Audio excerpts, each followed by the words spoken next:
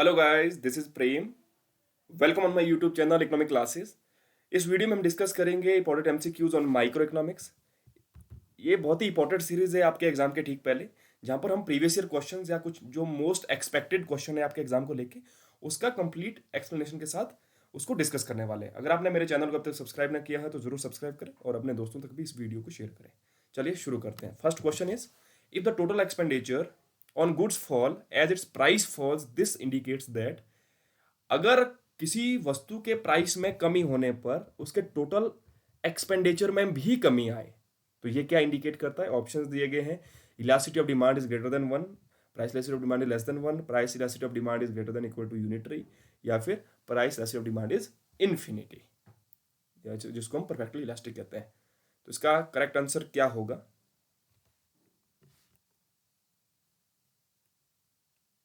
Right answer is option B. इस case को हम कहेंगे इन इलास्टिक डिमांड। जहां पर प्राइस इलास्टिसिटी ऑफ डिमांड की वैल्यू लेस देन वन है उसको कहते हैं इन इलास्टिक डिमांड। तो ये क्वेश्चन कहाँ से है? जो टोटल एक्सपेंडिचर मेथड है, मार्शल ने जो सजेस्ट किया था जिसके थ्रू हम इलास्टिसिटी ऑफ डिमांड को मेजर करते हैं, तो ये उनका कंसेप्ट है। तीन तरह की इलास्टिसिटी की उन्होंने बात की थी, उसमें यूनिटरी इलास्टिक डिमांड था, और दूसरा इलास्टिक डिमांड, और तीसरा inelastic demand. Unitary elastic जब प्राइस इलास्टिसिटी ऑफ डिमांड की वैल्यू इक्वल टू वन होगी, तो उसमें क्या होता है according to Marshall, if small changes in price leave total outlay unaffected. अगर प्राइस में कोई स्मॉल चेंजेस है तो कंसिक्वेंटली क्या हो रहा है, जो टोटल एक्सपेंडिचर है उसमें किसी तरह का कोई प्रभाव नहीं है, उसमें कोई चेंजेस नहीं होगा, तो उसको हम कहेंगे unitary elastic demand according to total expenditure method. Okay, elastic demand means जब वैल्यू ग्रेटर देन वन है इलास्टिसिटी ऑफ डिमांड की। तो इसमें क्या होता है, अगर स्मॉल रिडक्शन है प्राइसेस में तो टोटल आउटले जो है वो बढ़ जाता है, और अगर प्राइसेस में इंक्रीज है तो टोटल एक्सपेंडिचर कम होगा। तो इसको हम कहेंगे, इस केस को डिमांड वहां पर इलास्टिक है। एक नेगेटिव रिलेशन है चेंज इन प्राइस और चेंज इन एक्सपेंडिचर का। और इन इलास्टिक डिमांड क्या हुआ? डिमांड इन इलास्टिक कब होगी? जब प्राइस में चेंज होने पर जो टोटल एक्सपेंडिचर है वो भी उसी डायरेक्शन में चेंज होगा। इसका मतलब क्या हुआ? अगर प्राइस कम हो रही है, if there is fall in price, total outlay also falls. Okay, and with the rise in price total outlay also rises. Diagram से समझिए, आपको आसानी से क्लियर हो जाएगा। ओ एक्सिस पे प्राइस है और ओ एक्सिस पे टोटल एक्सपेंडिचर है। आप देख रहे हो जो ये वाला सेगमेंट है डिमांड कर्व का डीसी, ये लेस देन वन मतलब इन इलास्टिक वाला है। तो यहाँ पे क्या है, ये इनिशियल प्राइस हो गया, प्राइस के इंक्रीज होने के साथ टोटल एक्सपेंडिचर भी इंक्रीज हो रहा है। अगर प्राइस कम कर दिया जाए तो टोटल एक्सपेंडिचर भी कम होगा। तो ये जो सेगमेंट है वो वर्टिकल डिमांड कर्व, ये यूनिट इलास्टिक हो गया। तो इसमें जो प्राइस में किसी भी तरह का कोई भी चेंज है, चाहे उसमें इंक्रीज हो रहा है या फिर रिडक्शन है, तो जो टोटल आउटले है या फिर टोटल एक्सपेंडिचर है उसमें किसी तरह का चेंज नहीं है। और ये जो सेगमेंट है ए बी, यहाँ पर प्राइस लेस ऑफ डिमांड की वैल्यू ग्रेटर देन वन है। इसका मतलब ये इलास्टिक डिमांड वाला सेगमेंट है, जहाँ पर प्राइस के, मान लो ये इनिशियल प्राइस है, प्राइस के कम होने पर टोटल एक्सपेंडिचर इंक्रीज हो रहा है। जितना प्राइस में कमी हुई उससे ज़्यादा इंक्रीज आपका टोटल एक्सपेंडिचर में है ना। एक स्मॉल सी रिडक्शन प्राइस में थी, लेकिन उसके मैनीफोल्ड इंक्रीज है टोटल एक्सपेंडिचर में, तो वो इलास्टिक डिमांड होती है। Is it clear? Next question कर लेते हैं। विच of the following is the method of measuring elasticity of demand when changes in price of A commodity is substantial? तो ये इंपॉर्टेंट है, सब्सटेंशियल मतलब लार्ज चेंज है प्राइस में। तो उस जो पर्टिकुलर सिचुएशन है उसमें हम कौन सा मेथड यूज करेंगे इलास्टिसिटी ऑफ डिमांड के लिए? ऑप्शंस है percentage method, point method, arc method, या फिर इनमें से कोई भी नहीं। तो इसका जो राइट आंसर होगा सब्सटेंशियल चेंज पे, तब हम यूज करेंगे आर्क मेथड, जिसको मिड पॉइंट मेथड भी कहते हैं। ओके, और स्मॉल चेंजेस में हम यूज करते हैं, जब सब्सटेंशियल हो तो आर्क मेथड यूज होता है, और जब स्मॉल चेंजेस हो तो उस केस में हम यूज करते हैं पॉइंट मेथड। ओके, आइए समझ लेते हैं। आर्क मेथड को मिड पॉइंट मेथड भी कहते हैं। इसमें हम एवरेज इलास्टिसिटी को मेजर करते हैं, तो ये इंपॉर्टेंट है, एवरेज इलास्टिसिटी। तो अब डायग्राम में देखिए, ए बी पॉइंट है, ये प्रीवियस लेवल ऑफ प्राइस है, ये न्यू लेवल ऑफ प्राइसेस है। तो P1 से प्राइस कम हुए P2 लेवल तक, तो सब्सटेंशियल चेंज है, बहुत ही ज़्यादा आप देख रहे हैं कि उसमें कमी आई है।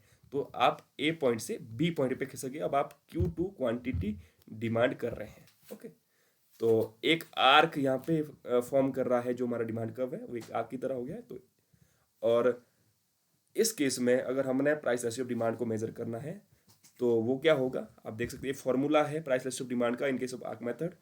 तो चेंज इन क्वांटिटी, क्वांटिटी में जो चेंज हुआ Q2 से Q1 से जो Q2 पे हम आए, उसमें जो चेंज हुआ उसका हम करेंगे एवरेज क्वांटिटी के साथ, है ना, कि Q1 और Q2 जो दो अलग अलग क्वांटिटी है, ये आपका इनिशियल प्राइस लेवल पे है, ये आपका न्यू प्राइस लेवल पे है। तो इन दोनों का एवरेज क्वांटिटी क्या है, तो उस एवरेज क्वांटिटी के ऊपर कितना सरप्लस है, मतलब कितना चेंज आया क्वांटिटी में, बेसिकली हम वो फाइंड आउट कर रहे हैं, जो कि एक एवरेज प्राइसेस करेंगे P1 और P2 का जो एवरेज प्राइसेस है उसमें चेंज होने से। आप समझ रहे हैं कि जो एवरेज प्राइसेस चेंज हुआ उसके चेंज होने से क्वांटिटी डिमांडेड में क्या चेंज आया, तो इसलिए इसको एवरेज इलास्टिसिटी कहते हैं। ओके, जब हम इसको एक मैथमेटिकली सॉल्व करेंगे तो ये हमारे पास इसका फाइनल जो फॉर्मूला है इस तरह से आ जाएगा। ओके, अगर यहाँ तक भी ये रहे तो ये भी फॉर्मूला है आर्कलिसिटी का, और इसको कंबाइन करेंगे तो ये फॉर्मूला हमारे पास होगा। फॉर्मूलाज इंपॉर्टेंट है, बहुत बार डायरेक्ट फॉर्मूला भी पूछ सकते हैं। नेक्स्ट क्वेश्चन देख लेते हैं। If AR is equal to 15 and MR is equal to 5, the price elasticity of demand is, AR की वैल्यू गिवन है, AR is average revenue and MR is marginal revenue. तो प्राइस इलास्टिसिटी ऑफ डिमांड क्या होगा, हमने पिछली video में revenue method अच्छे से डिस्कस किया था। अगर आपने वो वीडियो नहीं देखा हो उस वीडियो को जरूर देखिए। इससे पहले हम 2 वीडियोस माइक्रो इकोनॉमिक्स MCQs हमने उसमें कंप्लीट एक्सप्लेनेशन के साथ किया है, वो हम कर चुके हैं, तो वो आपके लिए हेल्पफुल रहेगा। तो इसको सॉल्व करिए, फिर हम इसकी एक्सप्लेनेशन देखेंगे। इसका जो राइट आंसर है वो है ऑप्शन बी 1.5। अब ये 1.5 कैसे आया ये समझ लेते हैं। एक बार फिर से उसको हम रिकैप करते हैं कि रेवेन्यू मेथड क्या था।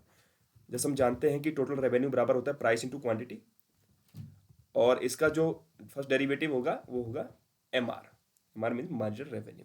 तो हमने यहाँ पे जो हमारा परसेंटेज मेथड था, पॉइंट मेथड था, वो वैल्यू हमने यहाँ पे पुट कर दी, है ना। इसको रीअरेंज करके हमें पता है कि प्राइस इलास्टिसिटी ऑफ डिमांड बराबर होती है change in quantity due to change in price into price over quantity.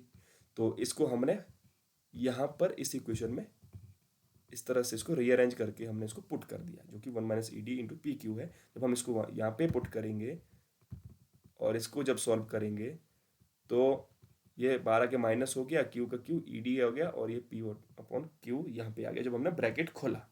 तो ब्रैकेट ओपन करने के बाद यहाँ पे क्या हुआ, Q से Q कैंसिल हो गया, Q से Q कैंसिल है, तो हमारे पास क्या रह गया, P - P/ED। P means price, और प्राइस बराबर होता है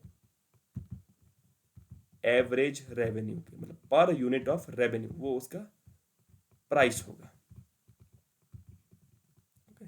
होमोजीनियस गुड के केस में पर यूनिट जो उसका रेवेन्यू है वही प्राइस होता है। तो इसको हम इस तरह से लिख सकते हैं, P - P/ED, और P को हम लिखेंगे AR। तो हमारा जो क्वेश्चन था उसमें AR और MR गिवन था। AR means price. तो जब हम इस फॉर्मूला में इसको पुट करेंगे, फॉर्मूला है AR/AR - MR, price elasticity of demand का। तो AR क्या था 15, AR 15 डिवाइडेड बाई MR 5 था। तो पहले AR से माइनस करेंगे MR को, AR is 15, MR is 5, 15 - 5 is equal to 10। तो जब 15/10 होगा तो ये हो जाएगा 1.5। Is it clear? तो 1.5 इसकी प्राइस इलास्टिसिटी ऑफ डिमांड होगा। नेक्स्ट क्वेश्चन देख लेते हैं। When a consumer is in equilibrium, MRS is 2.5.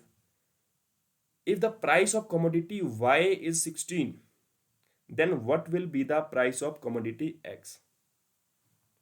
Option है 40, 6.4, 23.2 and option D is 24।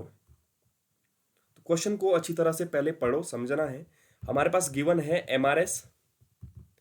MRS is marginal rate of substitution for x और वाई, जिसको हम स्लोप ऑफ इंडिफरेंस कर्व भी कहते हैं, जो कि गिवन है 2.5। ओके, 2.5 गिवन है। और प्राइस दिया है किसका? कमोडिटी वाई का। इसको हम लिख सकते हैं पी वाई, जो कि बराबर है 16। ये हमारे पास गिवन वैल्यूज है। अब हमने फाइंड आउट करना है कि प्राइस एक्स की वैल्यू क्या होगी। और सबसे इंपॉर्टेंट चीज जो आपने क्वेश्चन में पढ़ी होगी कि कंज्यूमर जो है वो इक्विलिब्रियम में है। कंज्यूमर इक्विलिब्रियम में कब होता है?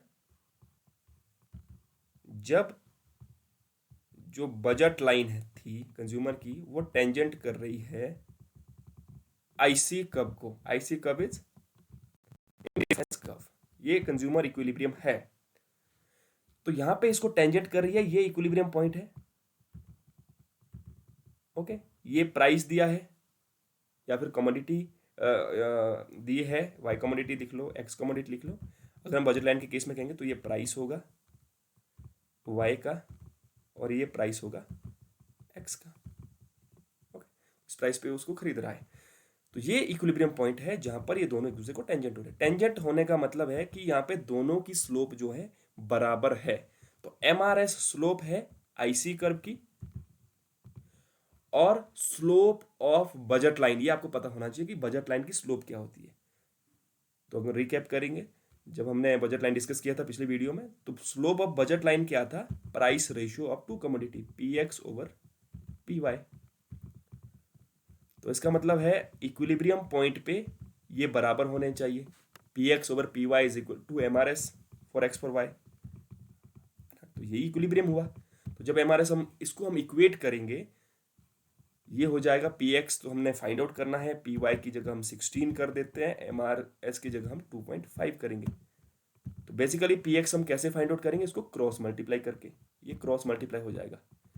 तो 2.5 में हम 16 को मल्टीप्लाई करेंगे, इसको मल्टीप्लाई करिए 16 इंटू 2.5, ये बराबर होगा 40 के, ये बराबर होगा 4040।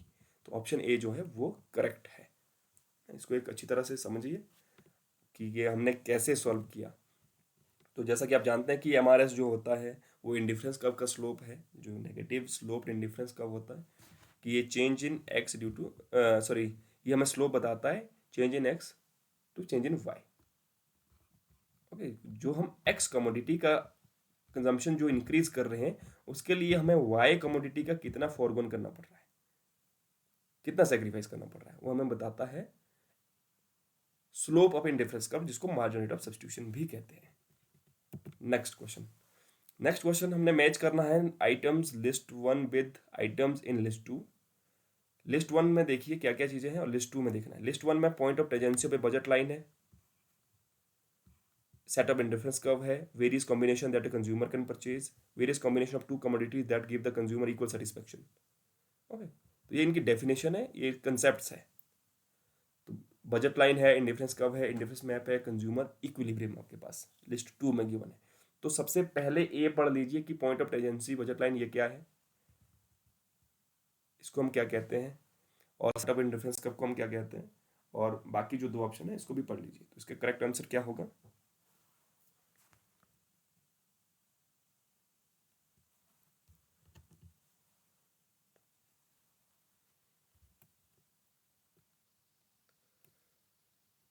इसका राइट आंसर है ऑप्शन सी।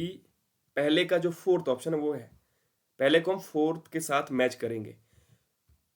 पहला क्या था? Point of tangency of A budget line and indifference curve.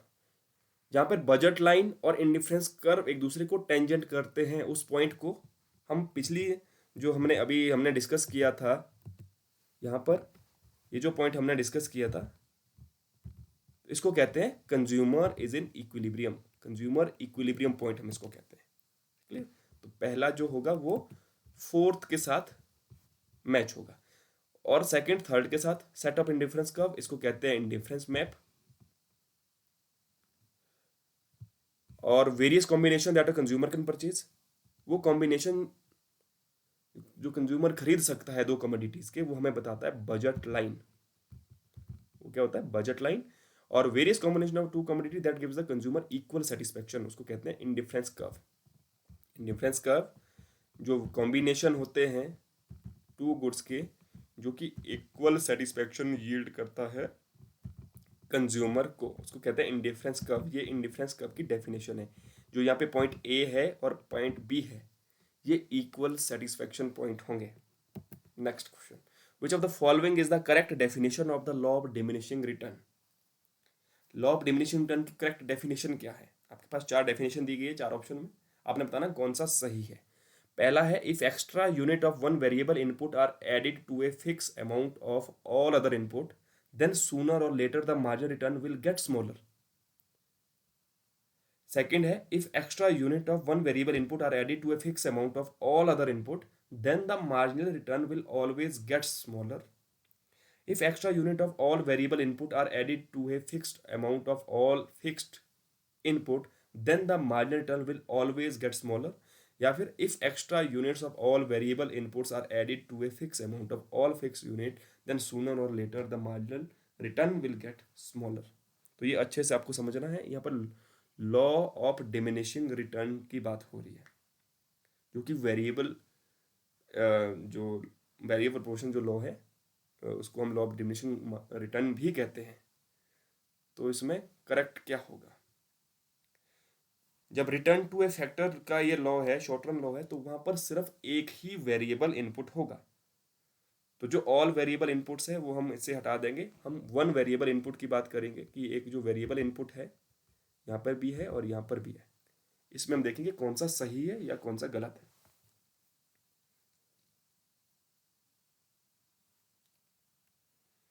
The right answer is option A. A क्या था कि अगर हम एक्स्ट्रा यूनिट ऐड करते हैं फिक्स अमाउंट ऑफ इनपुट में, तो देन सूनर और लेटर है, अभी या फिर बाद में क्या होगा, मार्जिन रिटर्न जो है वो स्मॉलर होता जाता है ना। एक टाइम तक हो सकता है कि वो इंक्रीज करे, है ना। तो इस तरह से आपका मार्जिन प्रोडक्ट हो सकता है कि जो इंक्रीज हो रहा है शुरू में एक पॉइंट तक, जिसको पॉइंट ऑफ इन्फ्लेक्शन भी कहते हैं, लेकिन उसके बाद अगर हम एक एक्स्ट्रा यूनिट वेरिएबल इनपुट का इंड्यूस करें अपने प्रोडक्शन में, तो मार्जिनल जो रिटर्न होगा वो फिर डिक्लाइन हो जाएगा और इस तरह से आपका नेगेटिव भी हो जाता है। तो इसलिए जो पहला ऑप्शन है वो सही है। Okay, next, suppose market demand and supply are given by quantity demanded is equal to 100 minus 2p and quantity of supplied is equal to 5 plus 3p। Market demand और मार्केट सप्लाई गिवन है, दो equations हमारे पास है, आपने equilibrium price find out करना है। तो बहुत सिंपल सा क्वेश्चन है, इक्वेट करना है दोनों को। Options are 15, 19, 17 and 20।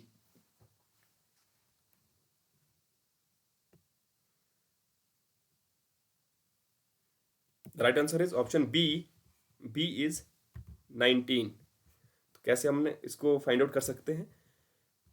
तो इक्विलिब्रियम प्राइस हमेशा कहाँ पे होता है? जहाँ पर डिमांड और सप्लाई एक दूसरे को इंटरसेक्ट करे, means demand is equal to supply होगा। तो ये दो इक्वेशन है, इनको हम इक्वेट कर देंगे। Quantity demand is equal to 100 minus 2p, जो कि इक्वेट कर देंगे हम 5 प्लस 3p से, 5 प्लस 3p। ओके, p वाला एक तरफ करिए और जो कांस्टेंट है वो एक तरफ कर लीजिए। तो माइनस 2p को आप लेफ्ट हैंड साइड रहने दीजिए, 3p इस तरफ आ जाएगा, तो ये भी माइनस का हो जाएगा, माइनस 3p, और जो कि बराबर होगा 5 इस तरफ है, 100 को इस तरफ लेके आएंगे तो माइनस हो जाएगा 5 माइनस ये 100 हो गया। तो माइनस 2p माइनस 3p, ये हो गया माइनस का 5p, जो कि बराबर होगा 100। ये बड़ी संख्या माइनस की है यहाँ पे, तो जो जो ग्रेटर नंबर है उसका जो साइन है वो माइनस है, तो ये माइनस हो जाएगा और 95 आ जाएगा। माइनस से माइनस कैंसल, तो प्राइस बराबर होगा 95, सॉरी दिस इज 95 अपॉन 5, यहाँ आके डिवाइड हो जाएगा, तो ये बराबर हो गया। अगर आप इसको कैंसिल आउट करते हैं तो 5 1 5, 5 9 45, 19। तो करेक्ट आंसर क्या होगा? 19। तो इस तरह से हम इसको सॉल्व करेंगे। नेक्स्ट क्वेश्चन है, good X is a normal good if an increase in income leads to good X को कब हम कहेंगे कि ये नॉर्मल गुड्स है? अगर उसके इनकम में इंक्रीज, जो इंडिविजुअल है उसकी इनकम में इंक्रीज होने पर it leads to increase in the supply of good X, या फिर increase in the demand for good X, या फिर decrease in the demand for good X, या फिर option D decrease in the supply of good X. कब हम कहेंगे कि गुड एक्स जो है वो नॉर्मल गुड है? तो बात क्या हो रही है यहाँ पे? यहाँ पर इनकम इफेक्ट की बात हो रही है।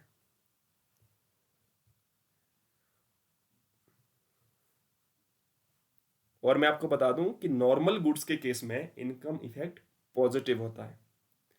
तो बताइए राइट आंसर क्या होगा?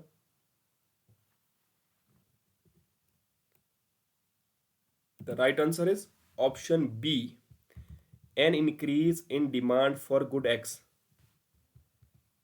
जब कंज्यूमर की इनकम में इंक्रीज होगा तो उस पर्टिकुलर कमोडिटी की डिमांड में भी इंक्रीज होगा, तो उसको कहते हैं पॉजिटिव इनकम इफेक्ट। इसको नॉर्मल गुड या सुपीरियर गुड भी कहते हैं। अगला क्वेश्चन देख लीजिए, match list 1 and list 2, select the correct answer from the code given below. List 1 में कर्व्स दिए हैं और लिस्ट 2 में रिलेशनशिप्स बताई गई है। कर्व्स है angel curve, लाफर curve, Kuznets curve, राहन कर्व, और रिलेशनशिप में है tax revenue and tax rate, income and consumption, environment and per capita income, government expenditure and per capita income. तो मैच करिए। तो एंजल कर्व क्या रिलेशन शो करता है, और लाफर कर्व कुजनेट्स कर्व है, और डी इज रान कर्व। जो रान कर्व बहुत ही लेटेस्ट है, 90s का ये जो राहन थे उन्होंने दिया था 90s, आई थिंक 1995 या 96 के आसपास। Okay, the right answer is option A. Angel curve जो है वो डिपेक्ट्स करता है relationship between income and consumption, कि डिफरेंट इनकम लेवल पे कंजम्पशन लेवल क्या होगा, वो एंजल कर्व है जो पैटर्न ऑफ एक्सपेंडिचर भी शो करता है। ओके, लाफर कर्व ये टैक्स रेवेन्यू और टैक्स रेट को डिपेक्ट करता है, कि टैक्स रेट की चेंज होने पर किस तरह से टैक्स रेवेन्यू में चेंज आता है। ओके, तो ये भी एक इन्वर्टेड यू शेप इस तरह का कर्व होता है कि टैक्स रेट जब जीरो होता है तो टैक्स रेवेन्यू जीरो है, टैक्स रेट के बढ़ने के साथ साथ टैक्स रेवेन्यू में भी इंक्रीज होता है, लेकिन एक पॉइंट तक। उसके बाद अगर आप टैक्स रेट इंक्रीज करेंगे तो जो एक इंसेंटिव टू वर्क है लोगों का, वो कहीं ना कहीं डिस्करेज होता है ज़्यादा टैक्स रेट पे। तो जब टैक्स रेट आप ज़्यादा बढ़ाएंगे तो total tax collection, tax revenue है उसमें डिक्रीज होता है, और अगर आप 100% टैक्सेशन कर लेंगे तो आपका टैक्स कलेक्शन जीरो होगा। तो 0% पे और 100% पे हमेशा टैक्स रेवेन्यू जीरो रहेगा। ये लाफर कर्व है, सप्लाई साइड इकोनॉमिक्स में बहुत बड़ा रोल है इस कर्व का। और नेक्स्ट है कुजनेट कर्व। कुजनेट कर्व का एक आपने ट्रेडिशनल टूल पढ़ा होगा जिसमें उन्होंने इनक्वालिटीज़ की बात की थी, जो कि 1955-56 के आसपास की बात है। लेकिन उसके बाद उनका एक और फाइंडिंग थी एनवायरनमेंट से रिलेटेड। तो ये एनवायरनमेंट और पर कैपिटा इनकम की रिलेशनशिप को डिपेक्ट करता है। तो ये कुजनेट कर्व आएगा यहाँ पे, और रान कर्व हमें बताता है जो ऑप्टिमल साइज होता है गवर्नमेंट का और उसका इकोनॉमिक ग्रोथ पे क्या इम्पैक्ट है। बेसिकली गवर्नमेंट एक्सपेंडिचर जो कर रही है, ऑप्टिमल साइज ऑफ गवर्नमेंट से हमारा मतलब है कि गवर्नमेंट कितना खर्च कर रही है, और उसका पर कैपिटा इनकम या लोगों की आजीविका पे क्या असर हो रहा है, इकोनॉमिक ग्रोथ पे क्या फर्क है। ये जो रिलेशन हमें बताता है ये राहन कर्व है। तो थोड़ा सा जो कंफ्यूजिंग यहाँ पे है वो कुजनेट कर्व है, इसको समझ लेते हैं। इसको एनवायरमेंटल कुजनेट्स कर्व भी कहते हैं। तो सबसे पहले this curve first got recognised in the world development report 1992 as the relationship between ambient concentration of sulphur dioxide, जो कि एनवायरमेंट से रिलेटेड है, और पर कैपिटा इनकम जो 45 सिटीज़ की थी 31 देशों के अंदर, उसके रिलेशन को इन्होंने एक्सप्लेन किया था कि सल्फर डाइऑक्साइड का पर कैपिटा जीडीपी में जो रिलेशनशिप था, है ना। जो एनवायरमेंटल कुजनेट कर्व है ये एक इन्वर्टेड यू शेप है, जो इनका इनक्वालिटी से रिलेटेड था वही इन्वर्टेड यू शेप्ड कर्व था। तो ये इसमें ये क्या कहते हैं कि जो पर कैपिटा इनकम है किसी पर्टिकुलर कंट्री के अंदर, जो पर कैपिटा इनकम है और जो सल्फर डाइऑक्साइड है, उनका रिलेशन है कि वो पॉजिटिवली कोरिलेटेड है एक सर्टेन पॉइंट तक, है ना। एक सर्टेन पॉइंट तक वो पॉजिटिवली कोरिलेट हो गए, उसमें इंक्रीज है तो पर कैपिटा इनकम इंक्रीज हो रही है। लेकिन एक पॉइंट के बाद वो आपका डाउनवर्ड स्लोप हो जाता है। ओके, जिसमें इससे पहले उन्होंने जो यहाँ पे बात हुई है कि 1995 में भी एक सिमिलर रिलेशनशिप बताई थी, वो थी इनकम इनक्वालिटीज और इकोनॉमिक ग्रोथ के बीच में। यहाँ पे एक उनका इन्वर्टेड यू शेप्ड जो हाइपोथेसिस था, तो इसी को उन्होंने एनवायरमेंटल डिग्रेडेशन या फिर सल्फर डाइऑक्साइड और पर कैपिटा जीडीपी के केस में भी इस रिलेशनशिप को उन्होंने फाइंड आउट किया था। तो ये है environmental Kuznets curve. Next question, which of the following are the basic assumption of cardinal utility analysis. नीचे 4 स्टेटमेंट्स दी गई, आपने बताना है उनमें से कौन सी एजम्पशंस है कार्डिनल यूटिलिटी एनालिसिस की। पहला है utility is a measurable and quantifiable entity, utility जो है वो मेजरेबल है, उसको हम माप सकते हैं और क्वांटिफाई कर सकते हैं। Marginal utility of money changes with changes in real income, marginal utility of money जो है वो रियल इनकम के चेंज होने पर चेंज होती है। Utility derived from various goods are interdependent, जो हम वेरियस गुड्स कंज्यूम करते हैं उससे जो यूटिलिटी हमें मिलती है वो इंटरडिपेंडेंट है। The use of introspect method in judging the behaviour of marginal utility, कि हम मार्जिनल यूटिलिटी को हम कैसे जज करेंगे इंट्रोस्पेक्टिव मेथड से, साइकोलॉजिकली। जो कंज्यूमर होगा जब वो कोई कमोडिटी का कोई यूनिट कंज्यूम कर रहा होगा तो उसे क्या सेटिस्फेक्शन लेवल मिला, वो इंट्रोस्पेक्शन मेथड से ही मेजर करेगा। तो आप बताइए कौन सा कौन कौन सी जो स्टेटमेंट्स हैं वो एजम्पशंस है कार्डिनल यूटिलिटी एनालिसिस का। ऑप्शंस में है A and 3 are correct, option B है 1 and 4 are correct, C is 1 एंड 2 are correct, and third and D is 1st, 3rd and 4th are correct.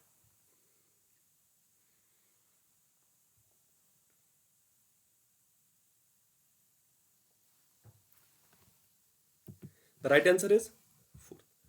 नहीं, 4th इसका राइट आंसर नहीं होगा, क्योंकि जो 3rd है utility derived from various goods are interdependent, ये इंटरडिपेंडेंट नहीं है बल्कि इंडिपेंडेंट है। 3rd भी नहीं है, इसका पहला मेजरेबल है, क्योंकि इन्होंने कहा था कि यूटिलिटी को हम मेजर कर सकते हैं, जो लेटर ऑन फिर क्रिटिसाइज किया था ऑर्डिनलिस्ट ने, उन्होंने कहा कि नहीं हम सिर्फ उसको एक रैंक दे सकते हैं, है ना, एक ऑर्डर में हम उसको लगा सकते हैं, क्वान्टिफाइबल नहीं है ये। तो ये कार्डिनल यूटिलिटी का बहुत ही इंपॉर्टेंट एजम्पशन है। और जो मार्जिनल यूटिलिटी ऑफ मनी है वो चेंज नहीं होगा, मार्शल ने कहा था वो सेम रहेगा। अगर ये एक ज़रूरी भी है, अगर मनी की जो मार्जिनल यूटिलिटी है किसी पर्टिकुलर पर्सन के लिए अगर चेंज होती है, उसके बढ़ने बढ़ने पर, जब इनकम बढ़ती बढ़ती है ना, तो अगर उसकी यूटिलिटी अगर चेंज हो जाए तो आप मेजर नहीं कर पाएंगे, है ना, कि इलास्टिक रूलर वो बन जाएगा। और ये इंडिपेंडेंट है, इसलिए ये भी इसका एजम्पशन नहीं है। यूज ऑफ इंट्रोस्पेक्टिव मेथड हम यूज करते हैं, ये हम कार्डिनल यूटिलिटी एनालिसिस में भी करते हैं, ऑर्डिनल यूटिलिटी एनालिसिस में भी करते हैं। फिर लेटर ऑन सैमुअल्सन ने इसको जो है खारिज किया है। सैमुअल्सन कहते हैं कि ये बिहेवियरिस्टिक अप्रोच है, इंट्रोस्पेक्शन मेथड नहीं होगा यूटिलिटी को मेजर करने का, किसकी इंपॉर्टेंस किसके लिए ज़्यादा है, उसके लिए उसका बिहेवियर देखा जाएगा, वो कौन सी कमोडिटी को परचेज कर रहा है। तो इसलिए पहला और चौथा ही इसका सही है, तो बी जो है वो करेक्ट होगा rather देन डी। तो ये कुछ एजम्पशंस है, ये आप देख लीजिए क्या क्या एजम्पशन है कार्डिनल यूटिलिटी एनालिसिस की, जो कि मार्शल पिगू का कंसेप्ट है, रैशनल कंज्यूमर होना चाहिए। यूटिल्स में हम मेजर करेंगे यूटिलिटी को, यूटिल जो कंसेप्ट है वालरस का कंसेप्ट है, और इंडिपेंडेंट यूटिलिटी की बात हो रही है यहाँ पे। और जो constant marginal utility of money है, ये बहुत ही इंपॉर्टेंट एक एजम्पशन है इस थ्योरी का, जो कि डैनियल बर्नौली ने पहले दिया था, प्रपोन किया था, लेटर ऑन इसको मार्शल ने फिर अडॉप्ट किया कार्डिनलिस्ट अप्रोच में। तो ये बहुत एक ज़रूरी, एक प्री रिक्विसाइट या फिर आप कह सकते हैं एक बहुत बड़ी एजम्पशन है इस थ्योरी की, जिस बेसिस पे हम यूटिलिटी को मेजर कर पा रहे हैं कार्डिनली। और डिमिनिशिंग मार्जिनल यूटिलिटी होगा, ये बहुत इंपॉर्टेंट लॉ है कि जो भी हम एडिशनल यूनिट किसी पर्टिकुलर कमोडिटी का कंज्यूम करेंगे उसकी यूटिलिटी हमेशा हमारे लिए कम होती रहेगी। इसको गॉसन फर्स्ट लॉ कहते हैं। और टोटल यूटिलिटी जो है वो एडिटिव नेचर की है, जो भी हमने वेरियस यूनिट कंज्यूम किए उनके यूटिलिटी को जब हम ऐड कर देंगे तो टोटल यूटिलिटी होगा। तो आई होप आपको ये वीडियो पसंद आया होगा, जिसमें हमने बहुत ही इंपॉर्टेंट जो क्वेश्चन थे कंज्यूमर बिहेवियर और इलास्टिसिटी से रिलेटेड वो हमने यहाँ पे सॉल्व किए। तो नेक्स्ट वीडियो में भी हम इसी तरह के क्वेश्चन सॉल्व करेंगे। आपने अगर मेरे चैनल को अब तक सब्सक्राइब नहीं किया हो तो जरूर सब्सक्राइब करें और अपने दोस्तों तक इस वीडियो को जरूर शेयर करें। Thank you.